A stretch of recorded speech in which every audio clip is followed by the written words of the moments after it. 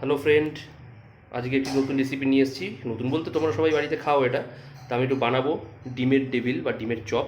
তো এখানে ডিমগুলো সেদ্ধ করে রাখা আছে, এখানে পেঁয়াজটা কাটা আছে, আলুটা সেদ্ধ করা আছে, আর এখানে সব মশলা, লঙ্কার গুঁড়ো, জিরা গুঁড়ো, হলুদ, এখানে হচ্ছে ধনে, এখানে কিছুটা রসুন রাখা রয়েছে, কাঁচা লঙ্কা, আর এখানে আদা বাটা। তো প্রথমে যেটা করবো সেটা হচ্ছে পেঁয়াজ আর এই মশলাগুলোকে, পেঁয়াজটাকে ভেজে নেব, ভেজে তারপরে আলুর মধ্যে সেটাকে মাখিয়ে নেব। ঠিক আছে, কড়াইয়ে তেল দেওয়া হয়ে গেছে, এবার আমি এখানে পেঁয়াজগুলো দিয়ে দেবো।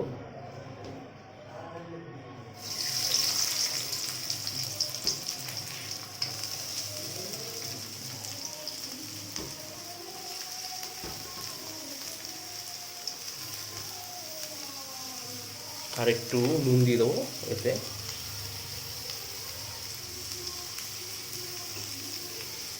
এবারে এটাকে ভাজতে হবে, কিছুক্ষণ এটা ভেজে নেব।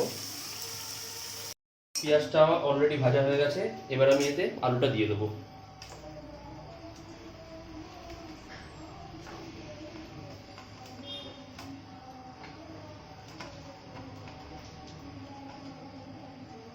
আলুটা দিয়ে, পেঁয়াজটা দিয়ে আলুটাকে একটুখানি এবারে নাড়িয়ে নিতে হবে।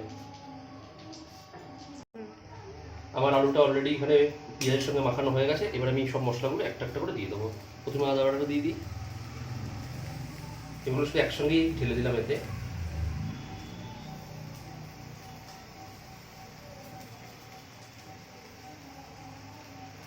এটা একটু সহজ পদ্ধতিতে খুব তাড়াতাড়ি করেই করছি। এবারে মশলার সঙ্গে এটাকে পুরো ভালোভাবে মাখিয়ে নিতে হবে।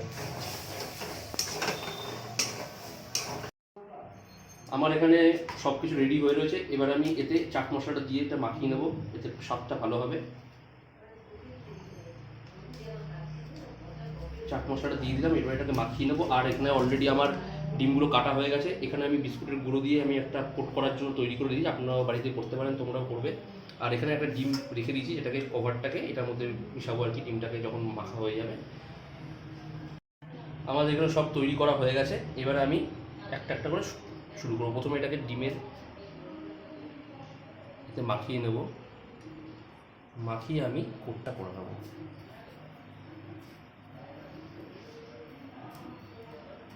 এটা ডবল কোট করা যায়, সিঙ্গেল কোটেও হয়, অসুবিধা নেই। করে এবার আমি একটা একটা করে ছাড়বো।